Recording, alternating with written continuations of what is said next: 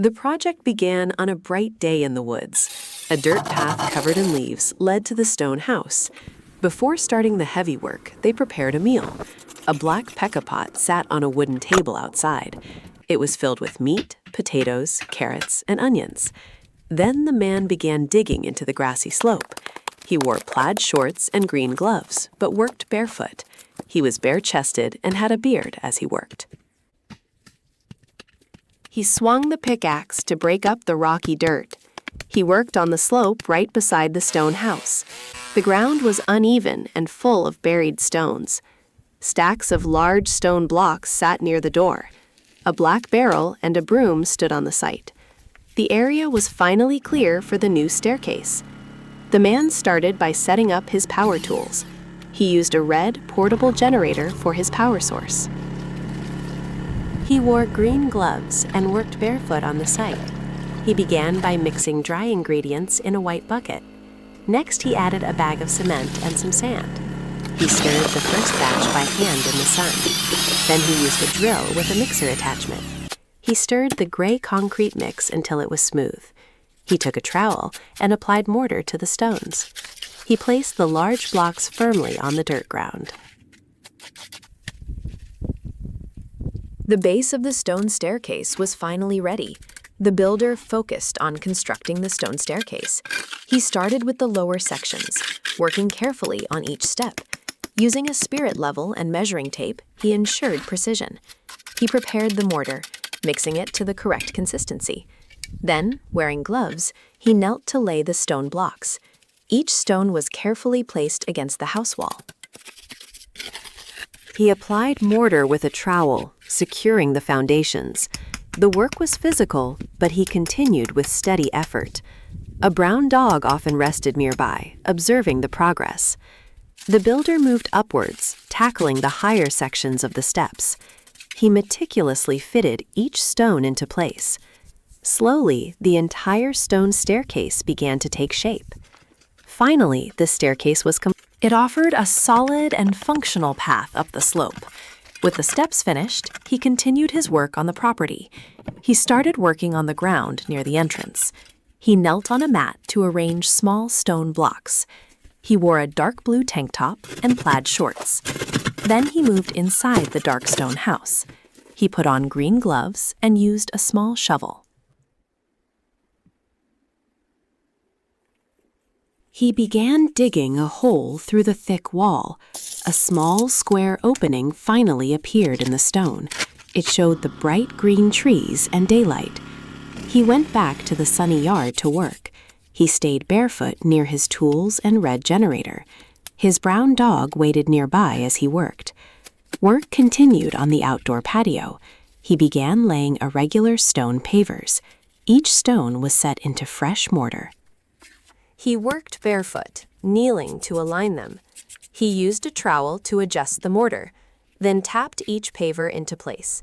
This created a solid foundation. The patio would sit alongside the stone wall. He moved along the ground near a stone staircase. This area was close to the main house. Next, he refined the stone surfaces. He put on a respirator mask and earmuffs. Using an angle grinder, he smoothed rough edges. This created a large cloud of white dust. He focused on areas near the house entrance. The grinding achieved a polished finish. It was a dusty but necessary step. With the stones in place, it was time to fill the gaps.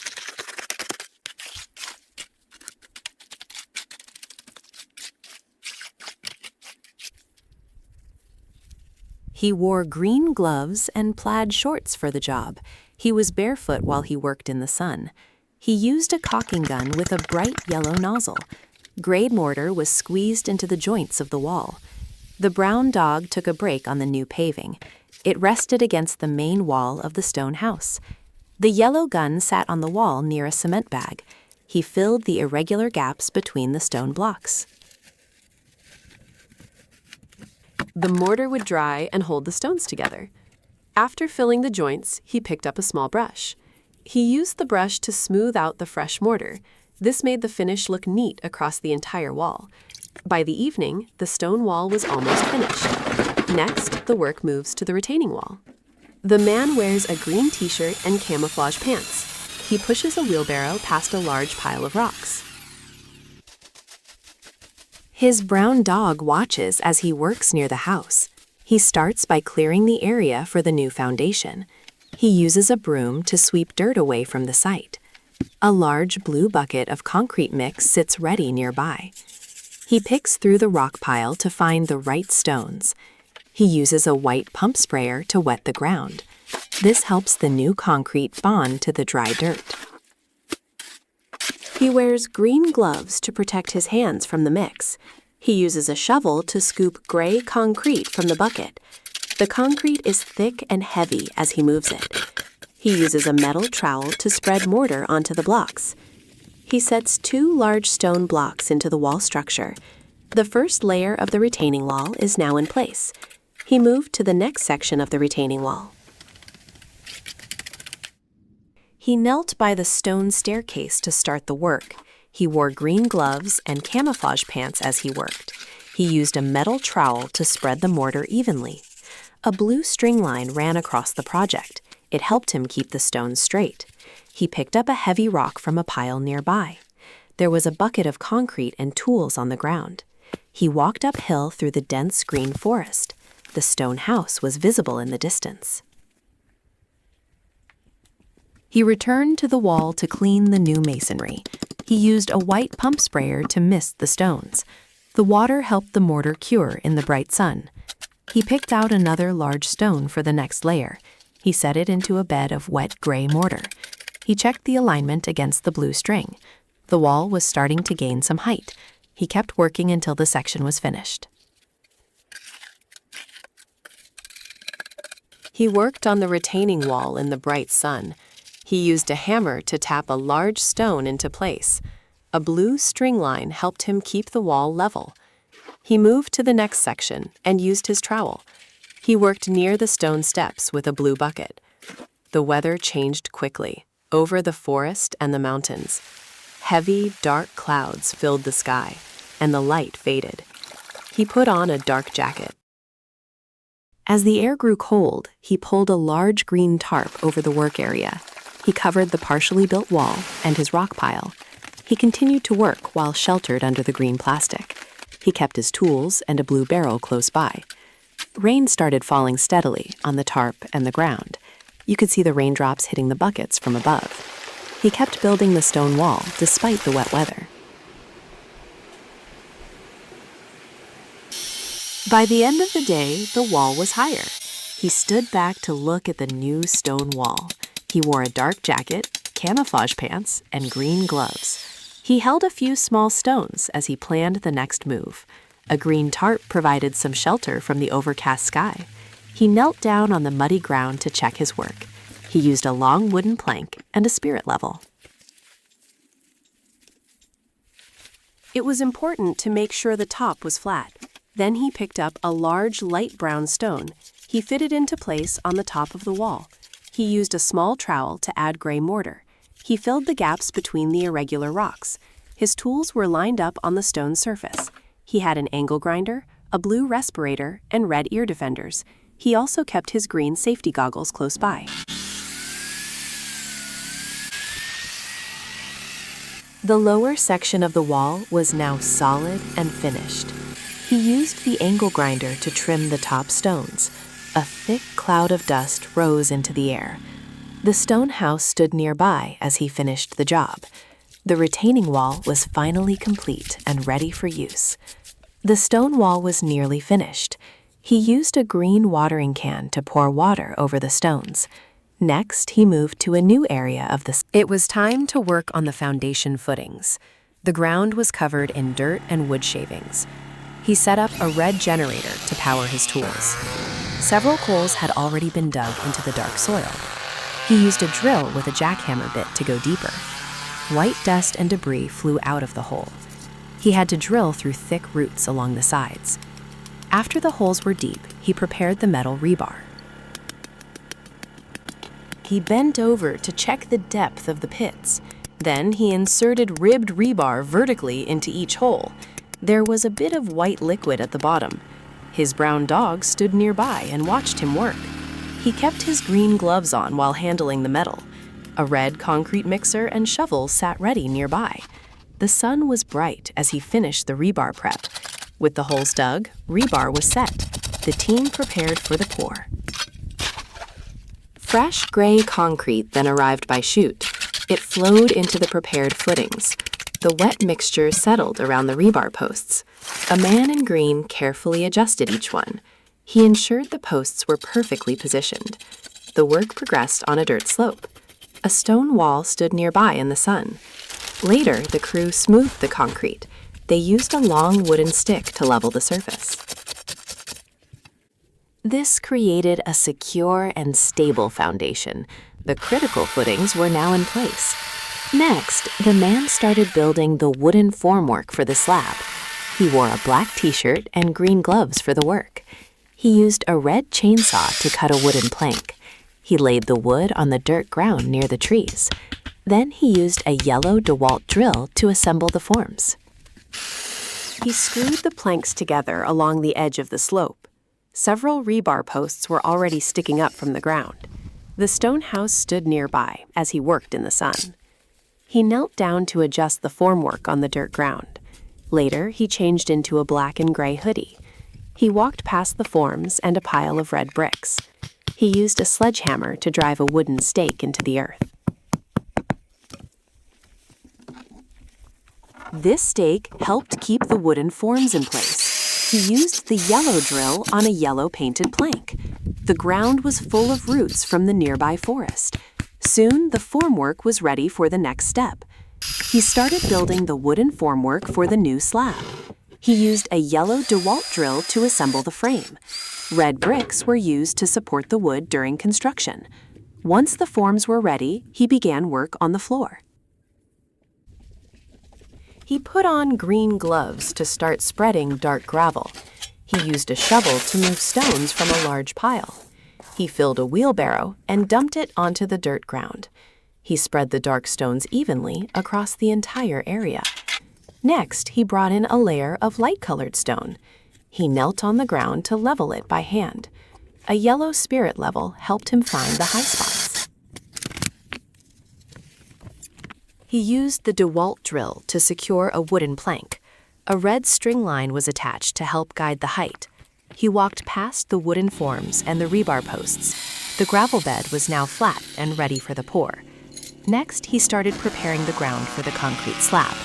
He wore a green t-shirt and camo pants for work. He used a green jackhammer to drill into the gravel. A red generator sat nearby to power his tools. He worked close to the base of the stone wall. The hammer drill bit kicked up clouds of white dust. He drilled several holes along the edge of the stone. This would help anchor the slab to the old wall. Once drilling was done, he started on the metal reinforcement. He laid out sections of metal wire mesh over the gravel. The mesh was rusted but still strong. He used green gloves to position the heavy metal grid. He stepped across the mesh in his dark boots. By this time, the sky had turned overcast. He swapped his t-shirt for a black and gray hoodie. He crouched down to adjust a large section of wire. He made sure the mesh covered the area inside the forms. A yellow leaf had fallen among the stones and mesh. He walked across the site to check the alignment. The generator and cables sat off to the side. The entire area was covered with the metal grid. With the mesh in place, the site was finally ready. Dense trees stood in the background as he finished. Next, the concrete pour for the patio begins. He wears a black hoodie and green gloves for protection. He uses a metal trowel to smooth the wet concrete. Wooden formwork holds the heavy gray mixture in place. Green foam insulation is lined along the bottom edge. A close-up shows him using a float on the surface. The wet concrete is glossy and reflects the bright sky. He wears camo pants while he crouches down to work. He uses a tool with a long handle to reach. A stone wall stands between the forest and patio. Metal rebar is visible inside the fresh, wet mixture. Several bags of cement sit ready in the background. He takes a yellow bucket and splashes some water. This helps him work the top surface of the slab. He pushes a heavy wheelbarrow up a wooden ramp. The slab is starting to look finished now. The next major phase involved installing a perimeter drainage system. This began with sealing large sheets of white plastic membrane. A gloved hand used a specialized heat tool. It bonded the pieces together to form a... He then carefully laid the plastic sheeting. It was placed into a narrow dirt trench. This trench ran directly alongside the stone foundation. The membrane would protect the house from ground moisture. The man bent low, ensuring each section was perfectly aligned.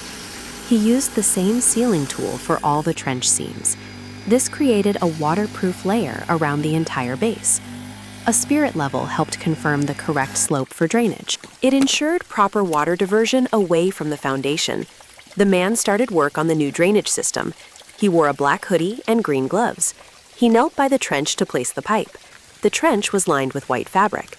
He guided the black pipe along the stone wall. It was a gray and overcast day. The pipe followed the line of the stone house. Inside the house, the dog took a nap.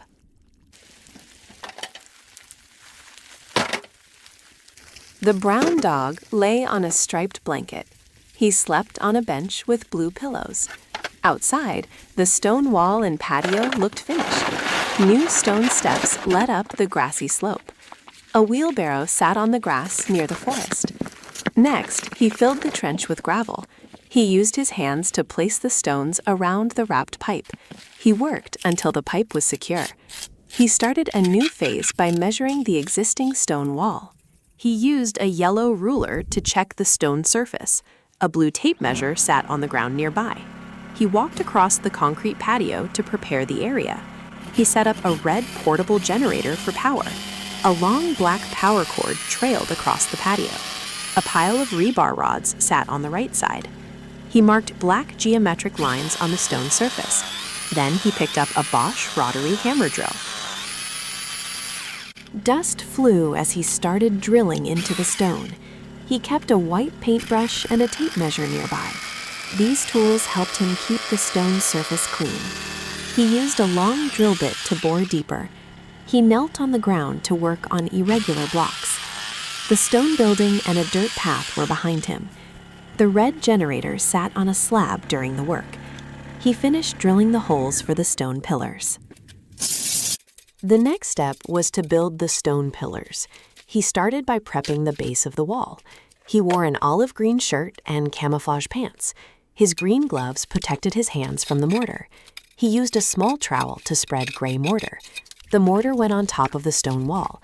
A rebar cage was sticking out of the center. This metal frame would give the pillars strength. He smoothed the mixture around the vertical bars.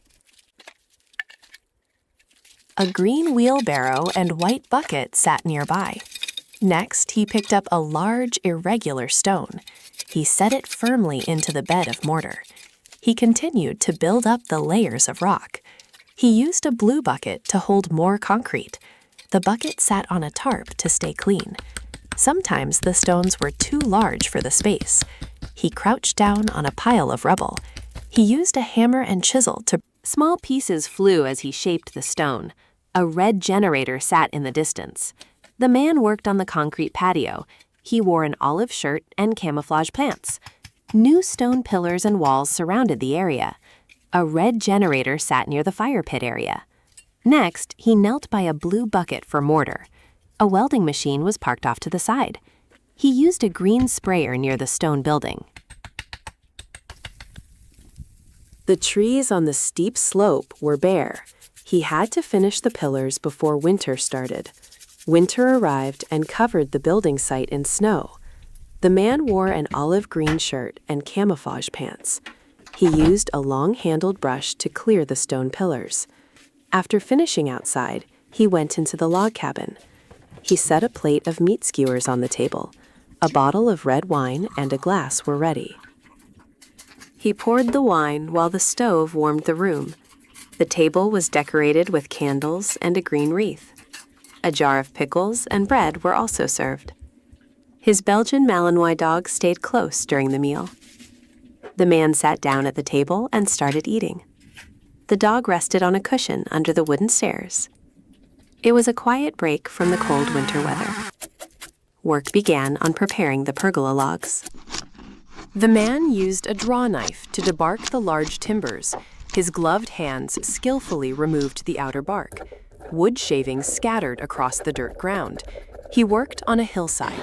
Each log was shaped and cleaned. Next, the logs underwent a charring process. This technique is often called sho suki ban. A propane torch was used for the task. The man held the torch with a gloved hand.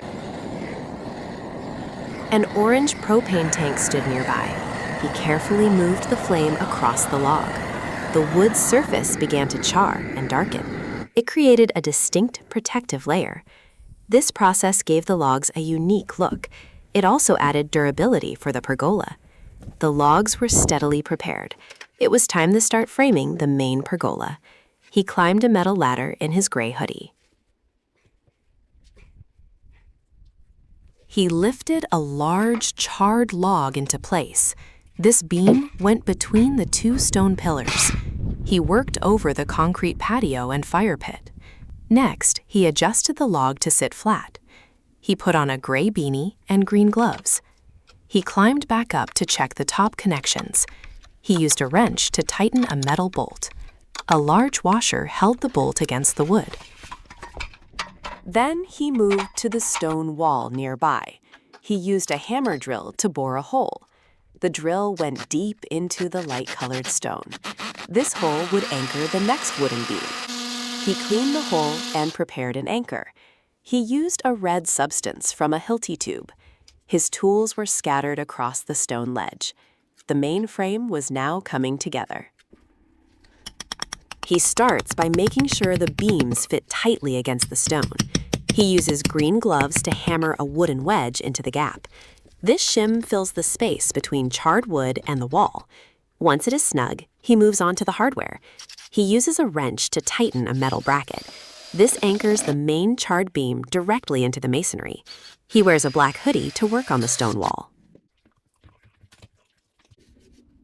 He checks the beam spanning from the building to the pillar. Next, he climbs a ladder to install a smaller beam. This connects the two stone pillars together in the front. Nearby, his Belgian Malinois dog lies on the dirt ground. The dog watches the progress under the gray sky. Then he starts the layout for the next set of beams. He uses a yellow ruler and a pencil to mark wood.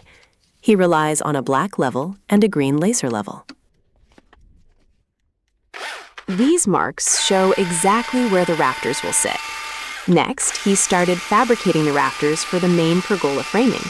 He used a Husqvarna electric chainsaw to cut the wooden beams. He wore green gloves and used a sawhorse for support.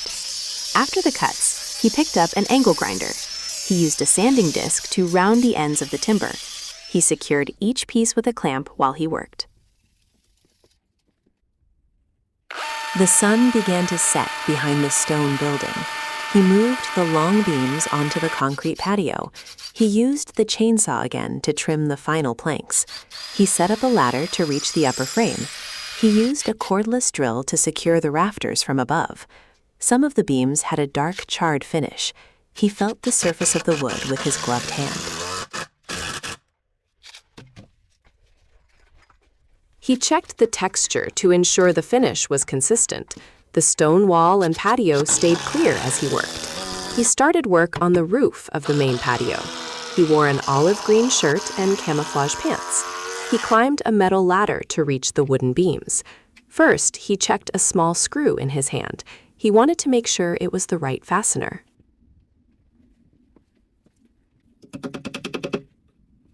Then he went back up the ladder to the frame.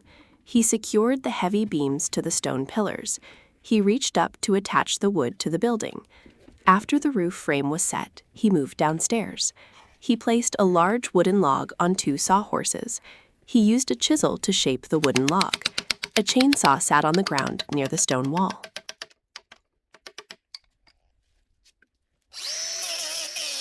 Next, he put on a pair of green gloves. He picked up an angle grinder with a sanding disc. He used the tool to smooth the shaped log end. Dust flew as he worked under the bright sun. Finally, he took a large, round metal cap. He fit the cap onto the end of the log. It covered the smoothed wood end perfectly. He started by drilling holes into the concrete slab. He wore an olive green hoodie and camo pants. He used a yellow and black cordless drill. Next, he picked up a hammer for the anchors. He tapped the metal pieces into the new holes. He had his tools spread out on the stone ledge. He positioned a metal cylinder over the protruding bolts. This hardware would help secure the base of the pergola. After finishing the anchors, he organized his black toolbox. He packed away his drill, grinder, and pliers. Then he used an angle grinder to cut some metal. He trimmed a bolt on one of the wooden beams. He climbed a silver ladder to reach the upper frame. He stood high up to work on the roof beams. He used a wrench to tighten a nut on a bolt. This connected the two heavy beams together tightly. The wooden structure was now starting to feel solid. Work continued on the pergola structure. He stood on a silver ladder, reaching up to secure the dark wooden beams. Stone pillars supported the growing framework. The stone house stood nearby, with the forest and hills in the background. He worked steadily under the bright blue sky. After some time, the main beam structure was complete. He stepped back to inspect his work, looking up at the finished wooden framework. Later, he took a break inside the cozy cabin. Warm indoor lighting filled the space. He placed a red kettle onto the black wood-burning stove.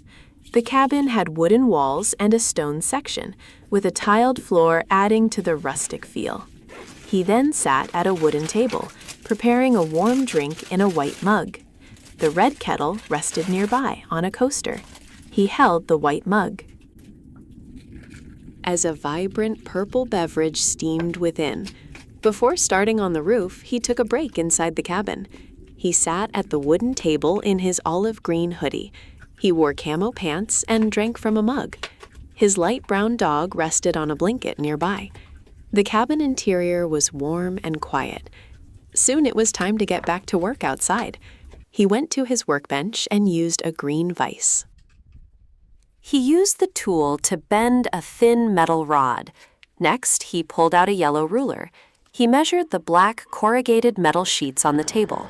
These panels would make up the roof of the pergola. He made sure every measurement was correct. Then he carried the materials to the structure. He climbed up and knelt on the dark metal panels. The stone house stood right next to the pergola. He worked under a gray sky with snow on the ground. He began drilling the panels into the wooden beams. This would secure the roof against the wind. The man started by securing the dark corrugated metal panels. He wore gray work gloves and used a cordless drill. He had marked red lines to guide the screws. A ruler sat nearby to keep the lines straight. His shadow fell across the roof in the overcast light. He worked across the wooden beams underneath the metal. Each screw went through the panel and into the wood. The dark panels now covered the entire roof surface. It took a while to finish all the rows. The cordless drill made the work go much faster. Once the panels were in place, the structure was waterproof. Next, the work shifted to the gutter system.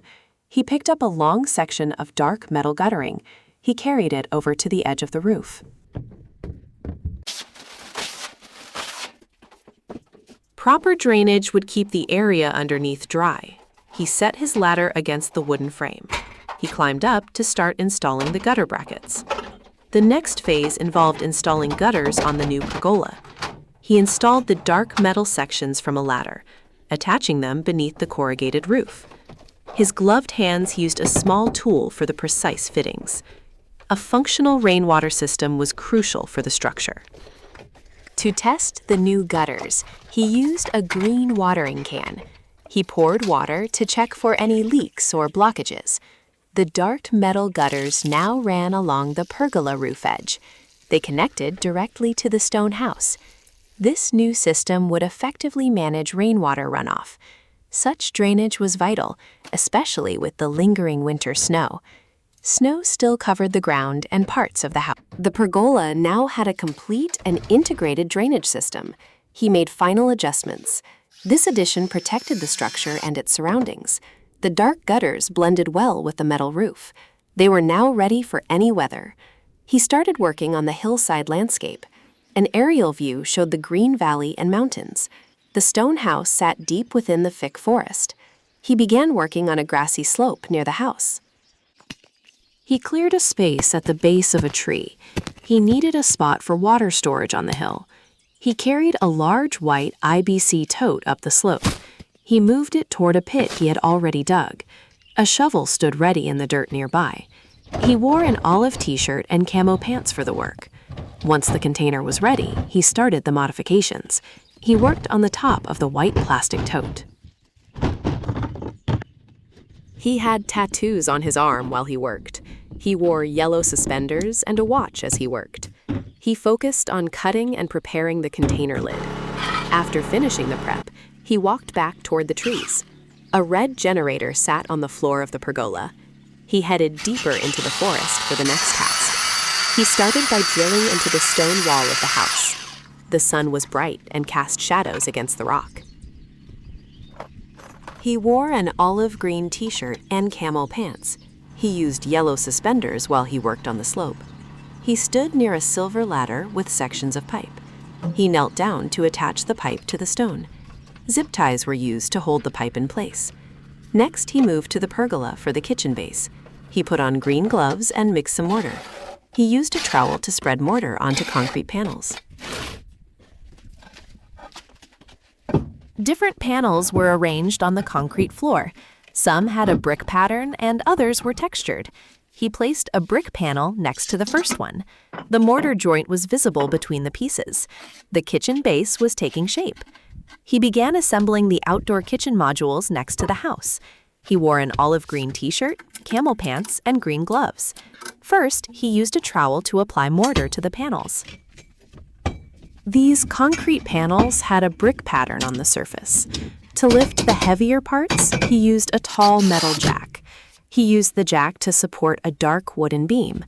This beam was part of the pergola roof above the kitchen. 2 gray chimney sections sat nearby, waiting to be installed. Next, he climbed a silver ladder to the roof structure. He attached a chain hoist to the wooden pergola frame. He used purple straps to secure a large concrete panel.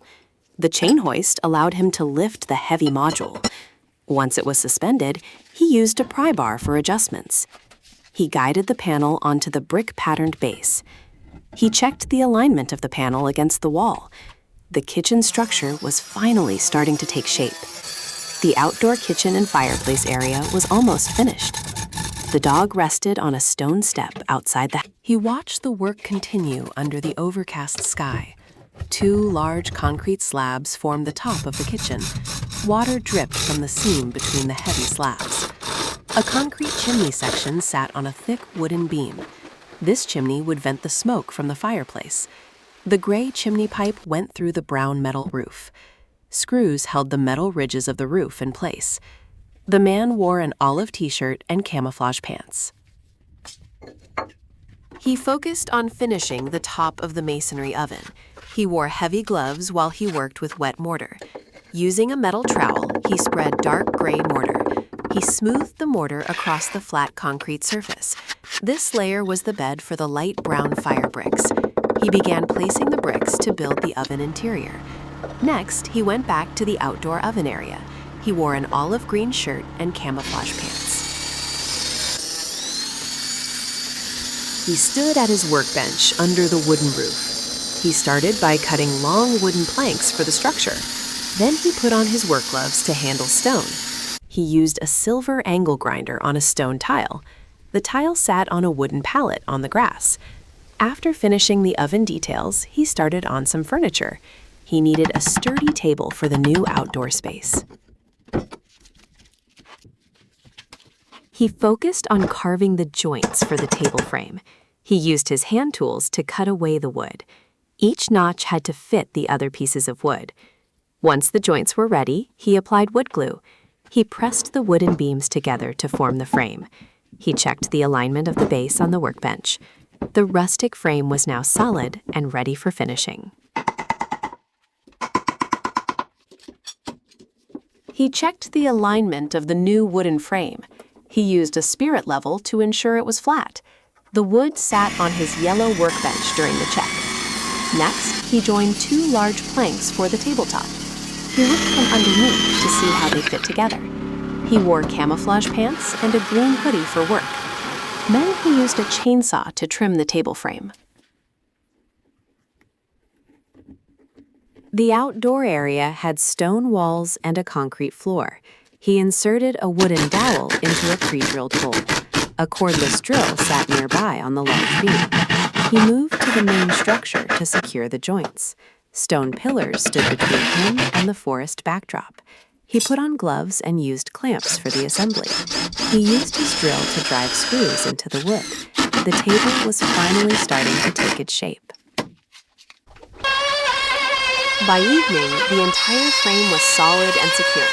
The table was nearly finished. He started by shaping the edges of the tabletop. He used a router to create a rounded profile.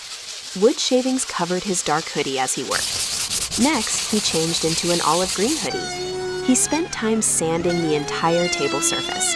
He worked in the outdoor covered area. While he worked, his dog rested on the ground. It lay on a bed of leaves near a tree. Then it was time to apply the finish. He wore blue gloves and used a paintbrush. He brushed a dark stain onto the wooden surface. The stain showed the grain patterns in the wood. Benches were already waiting in the background. Finally, he looked over the black metal brackets. He checked the holes and gathered the bolts.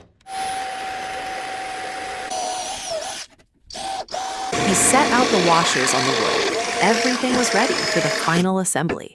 The project was now in its final stages. He started by tightening a bolt into a metal bracket. The bracket sat on an orange pipe under the frame. Next, he climbed up to the dark brown metal roof. Yellow autumn leaves were scattered across the metal panels. He worked high up with the forest below him. Then he moved to the covered area with stone pillars. He spent some time fitting a large glass panel.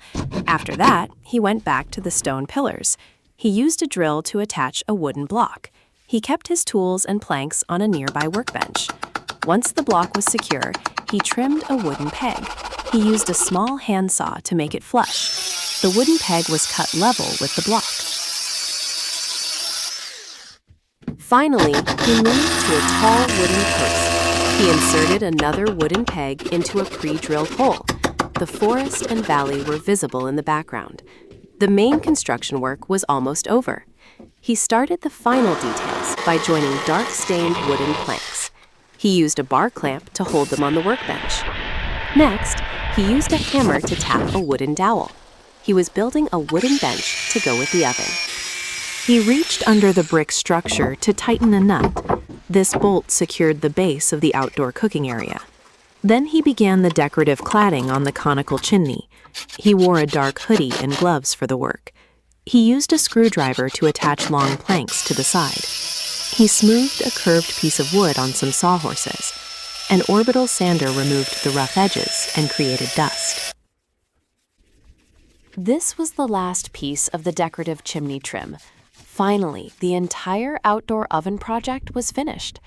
The light-colored chimney featured a pattern of dark wooden planks. It stood on a dark base near the stone pillars. The finished oven sat in the middle of the forest.